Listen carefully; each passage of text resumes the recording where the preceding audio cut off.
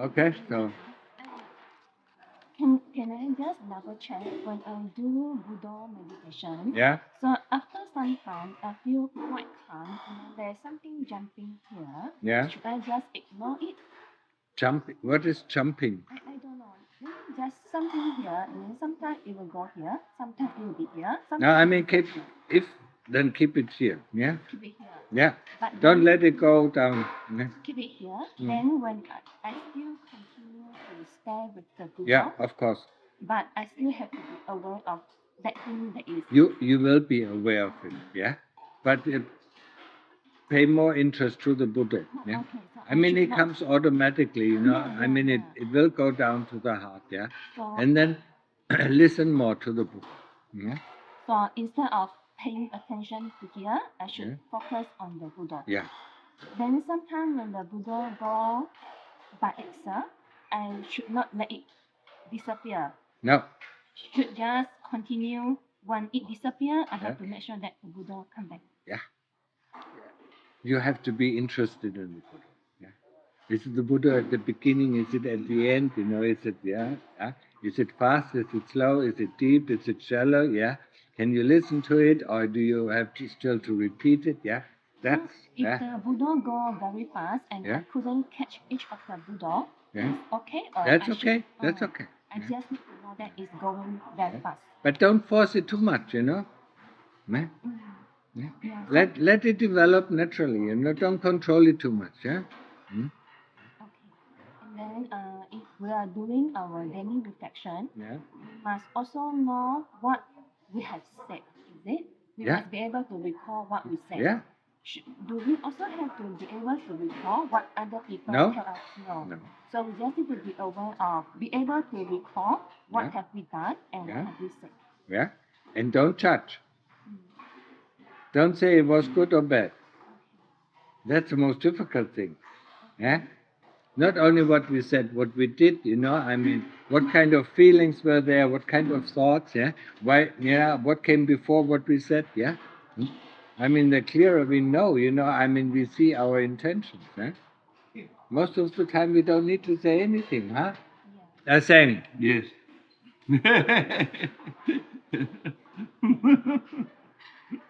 he's a blabbermouth. So if we couldn't recall what we have said, It doesn't matter, just skip to the next. Oh, okay. Yeah? I mean, don't try to think, you know, I mean, don't think too much, you know. If you don't recall anything, you know, okay, let's go over, you know, what was the next, yeah? Otherwise it takes months, you know. Okay.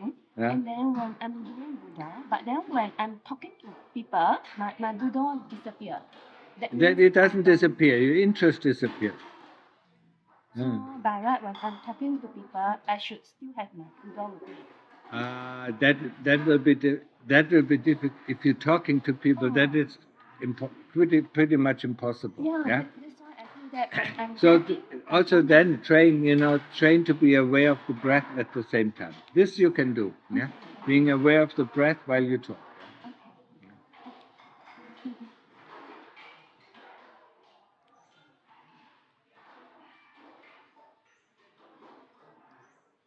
She's a good student. She always sends every month. You know, she sends a lot of money. You know? Do you have any advice for me?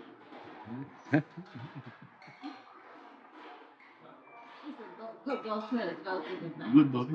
A good daughter. How many brothers and sisters you have? I have one younger brother. One younger brother. How old are you? 37. 37. Oh, she's a doctor as well, huh? Master. Master. The advice I have is, get ready for ordaining as a Mechi. That is the best thing that you can do. Yeah. Let your younger brother, you know, take care of the family. Think about it, yeah. Thank you.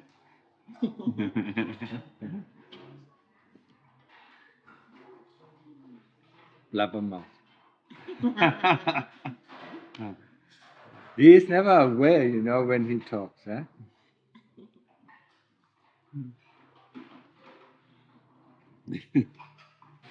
20 seconds. No, just now when she was telling you go, I was talking to myself. She is doing well in meditation. The Buddha seems to be. Yeah. Yeah. I mean, the more you're interested, the better you do.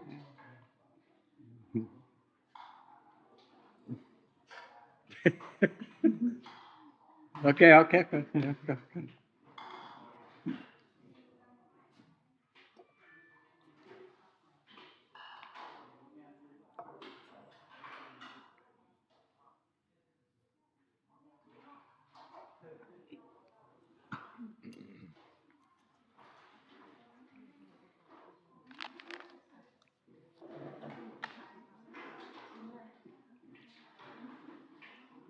What is? I said, I mean, come all at the same time. Huh? One after the other, then have to sit for hours here. Yeah?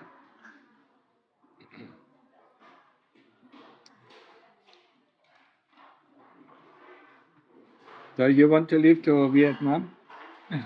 In a couple of days I will go. In a few days, okay. Yeah. But until then I really want to go deep. And I'm starting to sit for longer. Yeah? And I'm getting into these just incredible battles. Battles? Yeah, battles. Yeah, Especially okay. after 2 hours. Yeah? It can be a fire, it can be an absolute war zone. And I'm wondering, sometimes things start moving really, really fast. Yeah? And I'm wondering what you... And usually the breathing will be so slow, but everything in the body will be so fast. And I'm just wondering, sometimes I almost get kicked out of this state, and then I come back in as many times as I can. And I wonder what advice you have. It's kind of, it can seem a bit wild, I guess, in the body. I mean, let's distinguish. You know what you're talking about, the body or the chitta. The body, Vedana.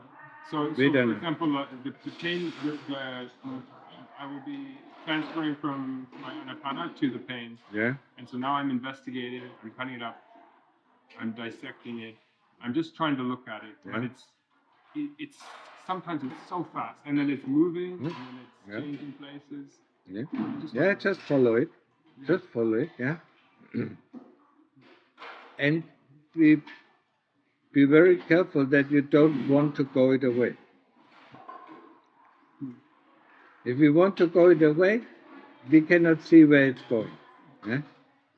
So if there's an inclination or there's an intention in your heart that I don't want it anymore. Yeah, it's too much. Yeah, then you should start again. Yeah, I mean, open your eyes, relax, and then start again. It becomes very equanimous. Yeah. It's just a phenomenon. Okay. But then sometimes there's these like kicks that happen. And they're really. Yeah, but what comes before the kicks? Yeah. It is very fast little intention. Yeah. see the intention that is in the heart. Yeah. When you're very calm. Yeah. I mean, you can see any intention in the heart. So I mean, there must be some signs, that the kilesas always give you a clue what they are up to. Yeah. If you catch that clue, I mean, you can counteract it. Yeah. But if you don't catch it, yeah, then you're in difficulty. So it takes time. Yeah? I mean, this sati, we need to develop this awareness, and being aware of what is really going on. When you're very calm, actually, the sati is there where it is the heart. Yeah, so it sees what is going on in the heart. If you manipulate it too much, you don't see anything. You have to be really, really open to whatever is. Feel the pain, yeah, and feel it, and feel it. You want to know how the pain is, and that's what we normally don't want to know. We want to get rid of the pain, and that's why we can't really understand what is pain. Yeah? Pain is a feeling, we constantly have feelings, yeah? And it's not the pain of the heart, yeah? I mean, it's just, yeah. See what it is, yeah? It's so strange what it is. Yeah. Yeah, and but the longer you do it, the more you get the inkling of what it really is, yeah? Because there is always feelings, yeah? There are always feelings. You just need to concentrate, yeah? And concentrate on the body. There is always some feelings, yeah? There's energy running through the body, I mean, sometimes, it gets stuck, and it hurts there because there's some tension, but there's always some feeling, yeah? Hmm? And then what is pain? What is the difference, yeah? Because it's also a Vedana. Okay? Now I'm just listening. Yeah, okay. Like a picture. What did he want? He I- just I- wanted to listen. She's good. Yeah, exactly. I have a question.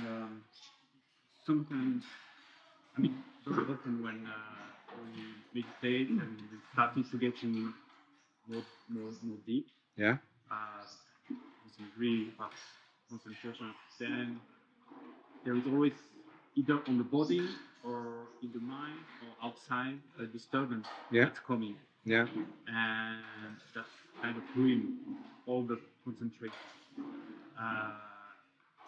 So I just want to understand what is this process that make it, because probably it's not outside or environment, it's how the reaction probably we have to this. We pay Yeah. attention, how to not to avoid to pay attention to all these things and keep focus on that. This is why this tipping point is very difficult sometimes. It is a similar process, for investigating pain. Yeah? We have to allow these things to happen. Yeah? So when something outside of happen, yeah, we put our interest and we don't like it, yeah, and that's what makes it strong. If you just say I don't care, yeah, whatever happens will happen, yeah, then it doesn't bother us. And it's the same thing with the things that happen inside, within the body, yeah. We get distracted by these things. The more, in the talk about, defending self, yeah, I was talking about, if you have no self, everything goes through us, yeah. But if we have, the stronger our self is, yeah, the stronger is the wall. And whatever comes, each arrow that hits that wall, hurts us very much, yeah. The weaker our wall, or the more, there is no wall, nothing can hit us, yeah. So there is some dislike that you don't see yet, yeah. There's some dislike, you don't want to be disturbed. That's the wrong attitude. Yeah? I don't want to be disturbed in my practice. Yeah? The right attitude is, I just want to know what is happening. Yeah? But at the same time, having the focus on my object of meditation, yeah? Be it the breath or be it the Buddha. So, you need to intentionally focus on each these things or let it go. Because, for example, if it's from far away, Yeah. a bird chanting, Yeah. we don't find it a disturbance because it's beautiful from the bird. But if Yeah. it's a pain or something come up in the mind or Yeah. a strong sound, then it's already the direction is there. So it's. Yeah, but the reaction to something beautiful is also there. So that's where you see your likes and dislikes. And the likes and the dislikes, if you understand the second noble truth, that creates our dukkha, yeah? Our dissatisfaction, yeah? Or dis-ease, or pain, or suffering, or whatever you call it, or disturbance. Yeah? It's all something unpleasant. Yeah? So if you hear a bird, or sometimes when rain is very very heavy, yeah. Sometimes you're in Taiwan, there's very heavy rain, you feel happy, yeah. Because the sound of the rain is very calming, yeah. Can be. Not if there's together with wind in the Philippines, you know, where whirlwind, yeah? Then it's not calming, yeah? So it depends on your likes and dislikes, yeah? So it's possible to change the dislike on the life, or No, you just say not interested. not either to the Either to the beautiful or to the ugly. Not interested, and let's go back to the Buddha, or let's go back to the breath. Yeah? So it's like make the Buddha or make the breath more beautiful than outside. Yes, you can make it beautiful. You can make an image of the Buddha, you know, and just admire the Lord Buddha. So Yeah, it's less distraction. yeah. Let him, you know, occupy the whole heart or the whole body. Yeah, and this breath, the same thing. Yeah. Make it more interesting, you know. I mean, is it fast? Is it slow? Is it deep? Is it shallow? You know, when does it start? When does it end? And so on. Huh? Because we know the more we are interested, you know, the more we are concentrated. Yeah. But people from the West try to concentrate, you know, and that's why it doesn't work. We want to make something, yeah? But meditation is observation. Yeah? And observation cannot control what we observe. This is something that you really have to remind yourself all the time. Yeah? We are there to observe the breath, or we are there to observe the Buddha. Yeah? We are not there to control the Buddha. Yeah? And we are all control freaks, we know it. Yeah? Yeah. I mean, we are brought up like this, you know, and especially the young generation, this competition is extremely strong. Yeah? But you also will feel it in Taiwan, you know. I mean, the Chinese are very competitive. Yeah? Let it, you know, see, about meditation observation, yeah? I mean, you have the ability to observe the animals here. You cannot control them, but you know every moment what they do. Yeah? And that is this kind of observation you should have, yeah? Huh? But you concentrate on this animal, don't you? Huh? So you concentrate on your Buddha, you concentrate on the breath, but you observe, yeah? And you don't control. Verstehst? Yeah. So take the opportunity. Look, yeah. I mean, sometimes there are some squirrels, you know. I mean, these white squirrels, or there are even some brown squirrels. Yeah. I mean, it's fascinating to look, to observe them. Or even ants, you know, how they build their nest, you know, or how they carry these things, yeah? Sometimes they carry, I mean, hundreds of ants carry, you know, one beetle or whatever, yeah? I mean, just observe them, you know, and concentrate on them, yeah? And that is the way, you know, we should do it in meditation. We concentrate on the Buddha or on the breath. We have just one object, just like this beetle, you know, that is carried off by the ant. And then we observe what is happening. So we don't need to control anything. I was also just trying to observe, but now a question just popped up in my mind. Like we're supposed to do meditation the whole time, like sitting, walking, sitting, walking. But do you set aside time to just let the mind relax and do what? That's yes. Yes. Or like contemplate? Or that is, no. You just observe, you know, whatever is going on. Yeah, you don't relax, because that's what the kilesas want. Yeah, they want to relax. It's enough. Yeah. Well, and then what do? They think about this, think about that. Yeah, I mean that's their habit. Yeah, or it's their habitat. Yeah, habitat. Yeah. But I'm asking because I think yesterday when I stopped meditating, I think right before I fell asleep, like a whole bunch of things, like it was kind of like an eruption of my mind because I stopped meditating. Yeah, this is okay, yeah. But if you don't formally meditate, then reflect about your life, yeah. Reflect about the birth, reflect about old age, reflect about death, and reflect about illness, yeah. Go within, you know. I mean, You don't always have to concentrate on the Buddha or on the breath, you know. When you get out of meditation, said, you know, it's enough, you know, just sit down comfortable, you know, and then reflect about how long did it take me to train this body? Do I want to go through it again? Ask this kind of questions. What is it, you know, when I get old, you know, when I look at my parents or their grandparents, you know, how they slowly move out of their seat, you know, and back pain and this pain and, you know, and then hospital, yeah. I will have to go through that as well. Huh? It gives us motivation, yeah? Or to look at the dukkha in your life, yeah? I mean, there was a reason why you came here. Huh? I mean, we want to find the way out of dukkha, yeah?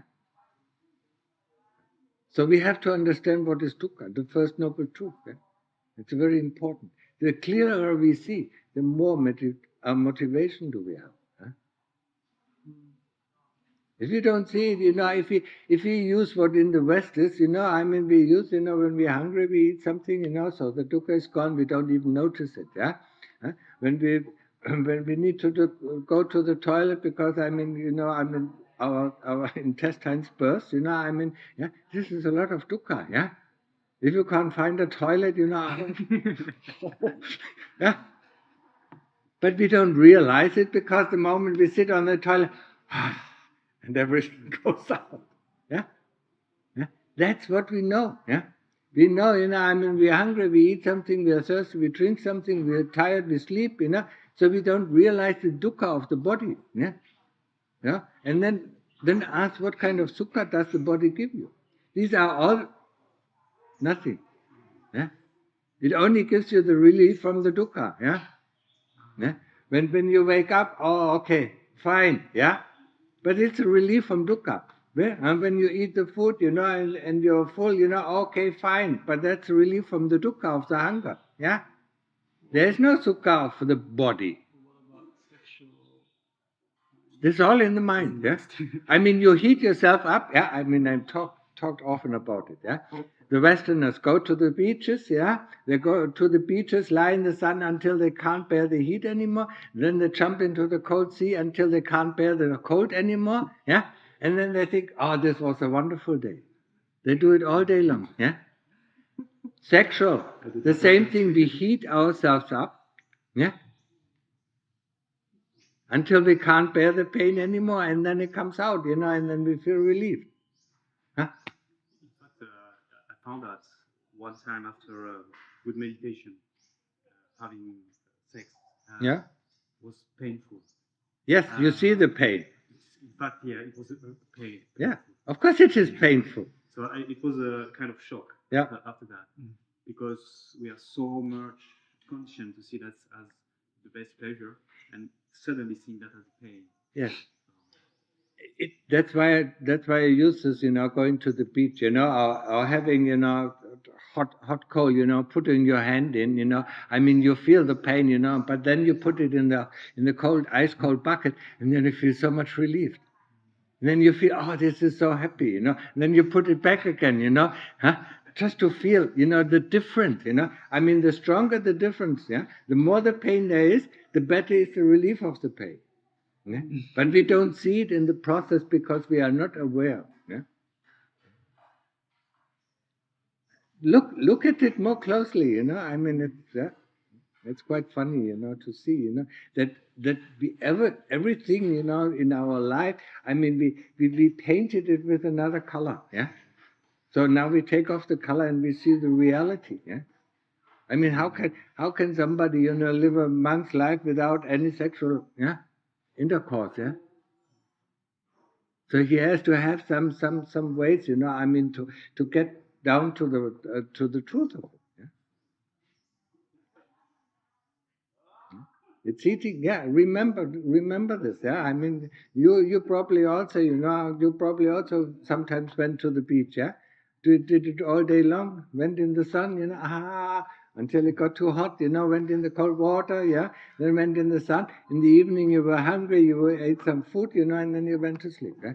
And then you said, "Oh, this was such a big holiday." Yeah, wonderful, isn't it? No, Canada. it's tedious. It's like Yeah, I mean, you're Philippines. Yeah. So you have the sun all the time. Look at these northerners. Yeah. No, I mean even the eating at night and Yeah. all the stuff that you have to do. It's like, do we do this again tomorrow? It's like tedious, and now we have to go back home. Yeah. But at the moment, it's still thinking. It hasn't yet dropped down to the heart. Yeah. No, yeah. And what about the sukha of family and community? It's mind. It has nothing to do. Yeah. Nothing to do with the body. But what is what is the sukha of your girlfriend? Yeah. Yeah. When you hug her. Yeah. When you feel this is at the moment you feel with your family, you don't feel as lonely as when you're not with your family. So actually, the feeling behind it is the pain of being lonely. Yeah.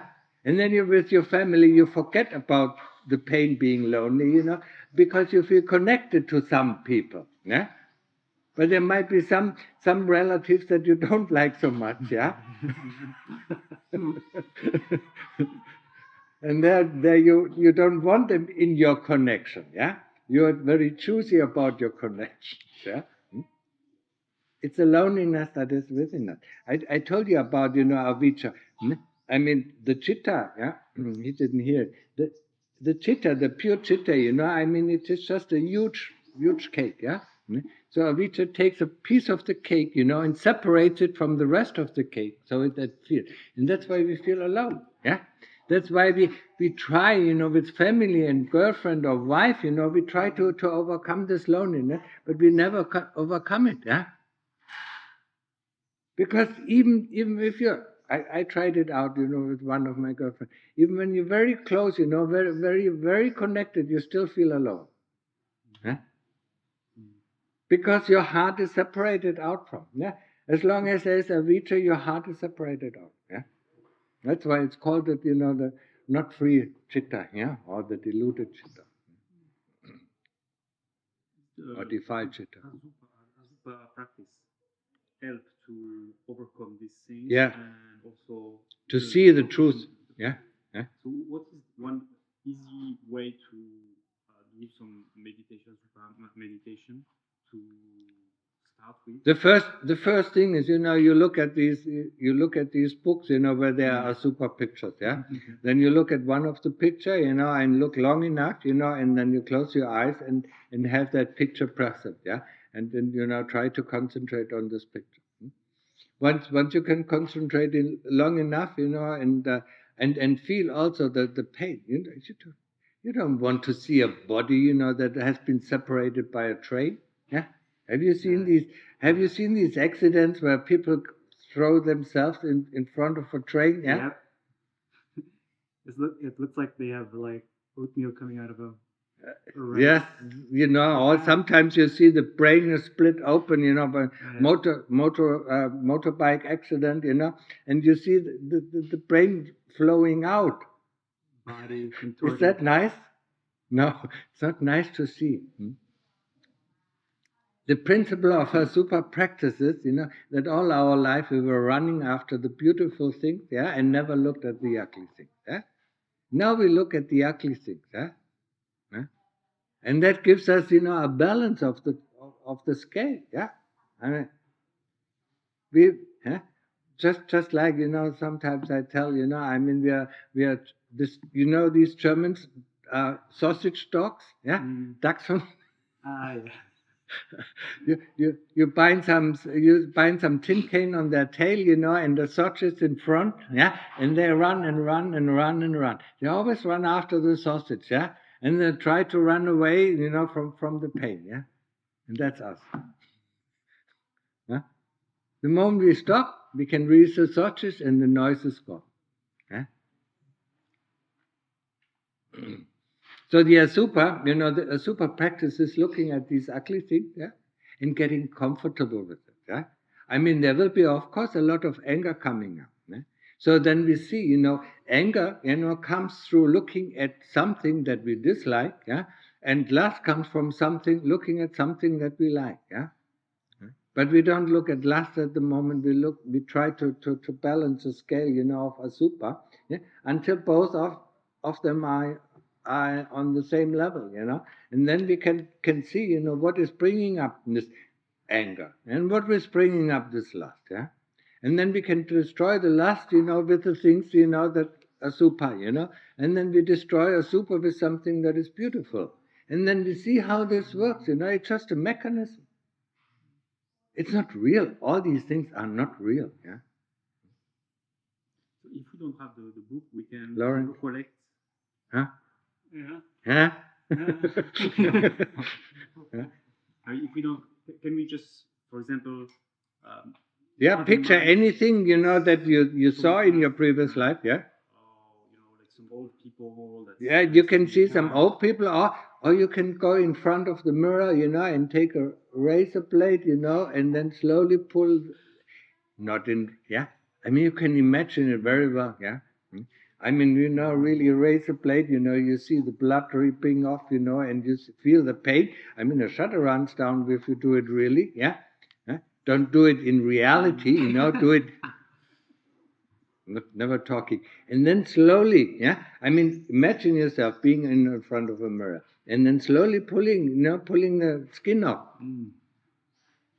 No, you don't want to see that. I can see like what they do to animals, like the pigs. Yeah. I mean that they skin, they slaughter the animals and then they skin them. But they see it as meat. Yeah. And the doctor, the surgeon, sees it as a machine. Oh. The first time he doesn't see it as a machine. That's why he, throws up or falls unconscious.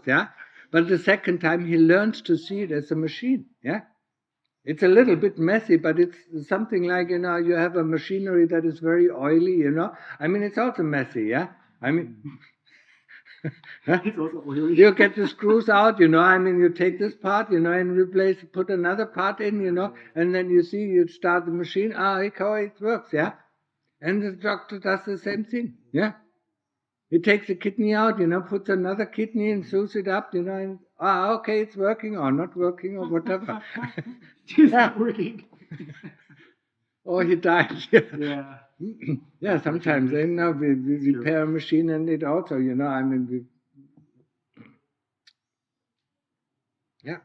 use anything, use anything, you can, But this slowly, I mean, you can do that on other people, You don't have to do it on yourself, You can skin, you picture somebody, you see somebody, and then, slowly skin it, And then remove layer by layer until you see only the bones, What is? About the stages of enlightenment. Like What? About the stages of enlightenment. Is it like a barrier that you hit, let's say for Sotapanna? Do you know, like, okay, now I'm there? No. Okay, it's just gradual. It's all gradual, very gradual, And it is always surprising once you enter the door.